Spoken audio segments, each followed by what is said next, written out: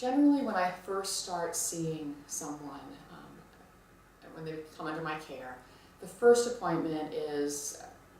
appointments are very long, right? They're both hour-long appointments. The first one we do an exam, but more importantly, we spend a lot of time on health history and going over what exactly is going on in your body and where may it have started. A lot of times people think, oh, I just feel this now, but when we look back through their history, is we've had signs of this actually for a good part of their life.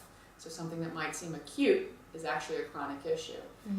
Then we do an exam, which my exam is going to be similar at times to what you might experience in a medical office, and then at other times very, very different, because the information I gather is going to be a little bit different.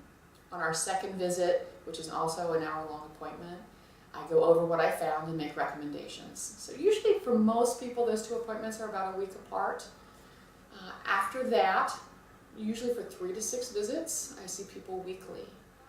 Now that's more frequently than a lot of nutritionists will do, and the reason that I do that is in the very beginning, I'm asking people to make, at times, some pretty big changes, and it can seem overwhelming.